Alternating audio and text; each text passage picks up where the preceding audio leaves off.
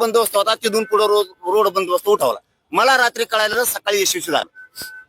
मी खोटं कधीच माहिती देत नाही. आणि तू अटक करायला कोण येणार तू नुसतं ई मग तुला मराठी काय असते सांगते ते बाकीचे भेटेत. ईडीचं भेव वाटत आमच्याचं भेव वाटतं माझ्याजवळ काय घंटे ईडीला फेडीला तू नुसतं पडून येईन तू अटक करून दाखव मग मराठ्यात तुला कळण राज्यात काय. यांना काय झालं यांना एक माझा आलाय यांच्या डोक्यात एक शब्द गेलेला आहे आपलं कुणी काही करीत नाही. बहुमताने आलो त्यांना माहितच नाही मराठ्यांनी निवडून दिलं. हे मुसलमानाच्या मागं लागले त्यांना वाटलं आमचं कुणी काही करीत नाही. हे धनगराच्या मागं लागलेत 15 वर्ष झालं फसिलय त्यांना वाटतं आमचं कुणी काही करीत नाही. मराठ्याला फसिलं आता दलितांचं बंजारा समाजाला फसवलं त्यांच्या डोक्यात खुटी आहे. शेतकऱ्याला फसवलं.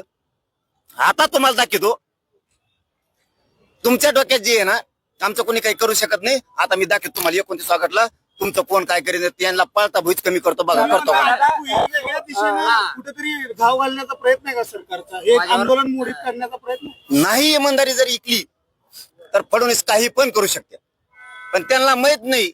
मनोज जरांगे काही पण करू शकतो मराठी सुद्धा काही पण करू शकते. अन्याय सहन करणारे अवलाद आमचे मराठ्यांचे नाही.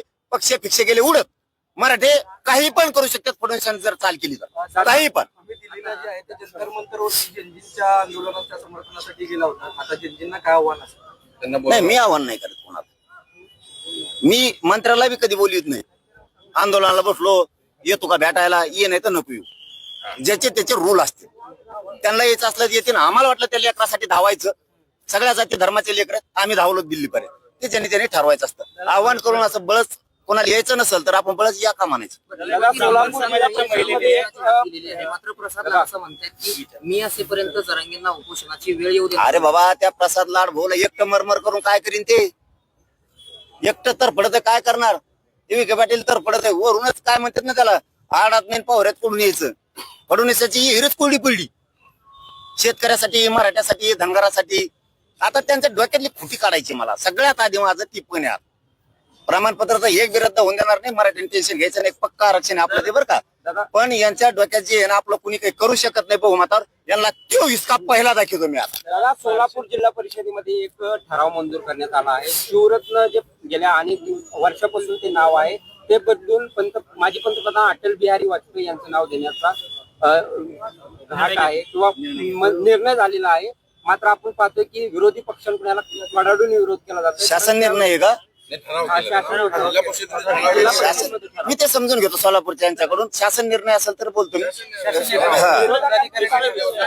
ठीक आहे मी त्यांच्याकडून समजून घेतो. जी गोष्टच मला माहित नाही ती. मी सोलापूर जिल्ह्याच्या बांधवाच्या पाठीशी राहणार. फक्त मी त्यांच्याकडून समजून घेतो काय प्रश्न आहे. माहितच नाही एखादा शब्द माझ्याकडून जावा आणि त्याचा दुष्परिणाम व्हावा. ब्राह्मण महिलेने ओबीसी सर्टिफिकेट काढून त्याचा लाभ घेतला ते बी कळालं मला आज. कळालं का मला तुळजापूरमध्ये कळालंय.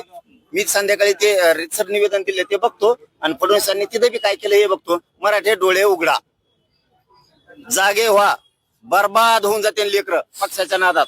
विसरू नका घर सोडायचं शिका. तुम्हाला घर सोडावेच लागणार आहेत मराठ्यांना. तुमच्या अंगात मराठ्याचं रक्त खेळू द्या. 29 ऑगस्टला मराठ्यांच्या गाड्या घरी राहता कामाने अख्खे मराठी अंतरवाली. दादा प्रवीण दरेकरांनी तुमच्यावरती टीका केलेली आहे ते तुमच्या अक्कलच काढलेली आहे. नाही त्याचं कसं झालंय बरं का तो येशीच्या आता आलाच नाही. ती गावखोरीच आहे त्याला जास्त हागंदारी जायची सवय त्याला त्यामुळे त्याला काय करावं.